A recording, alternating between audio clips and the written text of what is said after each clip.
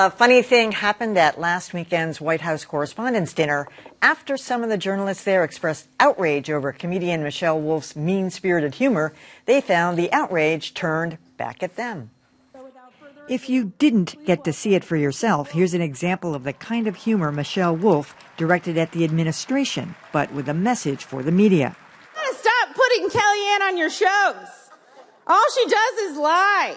If you don't give her a platform, she has nowhere to lie. Not funny, you say? Then how about this rip on White House Press Secretary Sarah Huckabee Sanders?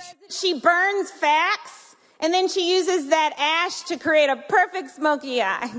That prompted journalists like the New York Times' Maggie Haberman and NBC's Andrea Mitchell to say Wolf owed Sanders an apology for attacking her appearance.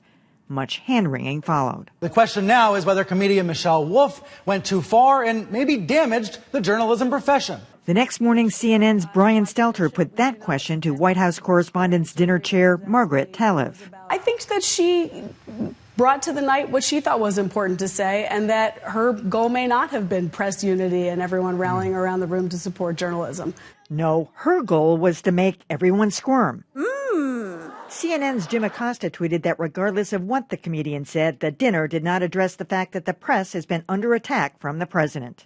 Meanwhile, journalists felt comfortable participating in this cringeworthy exercise. I'm going to say Trump is so broke, and you guys go, how broke is he? Which they obligingly did. How broke is he? He may be broke, but the White House Correspondents' Dinner is surely broken. I stayed up late watching this thing. They kept teasing it any moment now, and I really wished I hadn't. But I honestly did not think she was very funny. But other than that, I didn't come away feeling like she had insulted Sarah Huckabee Sanders. I was a little bit surprised by Andrea Mitchell and everybody else who got on a high horse about that and an apology. I didn't see it that way.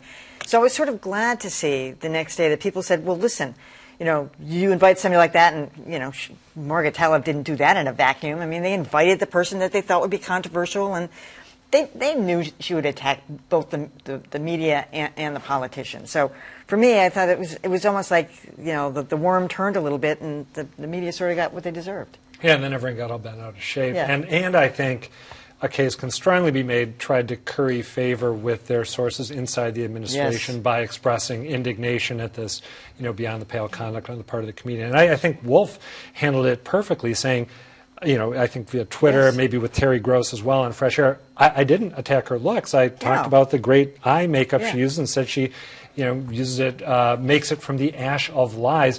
It sounds like you have some thoughts about her looks, but don't lay that on me, which I thought was a very effective response. I don't know why we need this dinner. I mean, I've seen people say, well, it's so that the White House Correspondents Association can afford to do the work that it does. As far as I can tell, they allocate spaces in the White House, they deal with press access, and then they give some grants for people to do journalism. I don't see how they couldn't discharge their role. Need. No, right. Well, they do more than that. I mean, do they? On a daily basis, they're arguing for access. I mean, there are times when we're trying to get into a pool spray and we can't get in, and the news organization separately will try to apply some pressure. But as an organization, they will make phone calls. Yeah, they really do support. It's behind the scenes, a lot of it, but there is that strong support, and you do need funds for various different activities that do occur throughout the year. You think they could do it without the dinner? Oh, no, and I didn't say that. I just wanted to address that one issue. Right, there is a value to the organization. The dinner, I think it's tired, and this, for me, it's less, and look, I've been to 4 of these, and when I was on the outside, I thought, man, this is incredible. I really want to be part of this. And on the first one, it was incredible, and after that, it was like, wow. There's nothing more to this. It's getting a little tired. Hollywood has been taken over, and a lot of the photographers who work day in, day out at the White House were no longer invited, or they had to, draw out of a hat to see if they got invited that year. And so there've been a lot of problems with this dinner in general. I, though, personally feel, look, the comedian has a role to play. That's what they do. They make funny jokes or jokes that aren't that funny, and they try to make headlines. I point the finger at Margaret. And I do she's, too. look, she's a friend of mine. I wanted to reach out and say something, but I thought I'm just going to stay out of it. So I guess I'm doing that now. But what I thought was, you know what kind of climate we're in right now. You know what kind of comedian that is. You have to be really sensitive in these times to what you put up there, because it will represent all of you. And I think that's what's happening. And the critics now have more ammunition when they point to the liberal press who's just going to get the president. So I agree with Adam and Emily. I think this is clearly the Washington press using this to sort of mosey up with the White House. But I think the dinner should stick around, because when Trump's not doing it, it's a chance for the president to stand up and tell jokes. And that I actually think is good for democracy. Yeah. But I agree with you that what was really vulgar about this wasn't Michelle Wolf, but it's just sort of the relationship between the White House press and entrenched power, and that's not going to, we just can't, that's not going to go away if we get rid of the dinner. That, the dinner essentially reveals every year that coziness, and so I think getting rid of the dinner is not going to necessarily going to help. And in most years, whatever we think of it, we're very sort of defensive of the press's dignity. I don't necessarily think that's what the rest of the world thinks about that particular dinner. They're there to see the jokes from the comedian, but not really. They're really there to see the president tell jokes, and hopefully after Trump, somebody will come back.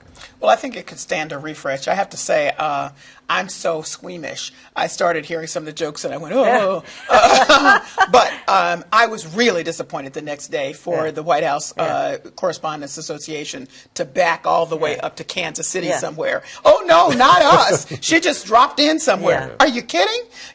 As someone wrote more brilliantly than I can say here, she said exactly what a number of them ought to be saying about some of the issues. Some of the stuff for me was a little rough, but that's just me. I'm a little squeamish. But I think that the points that she made overall were some to think about. And her last line particularly was quite devastating, that Flint still doesn't have clean water. That meaning, hey, people out here in Texas, get back to covering the real issues.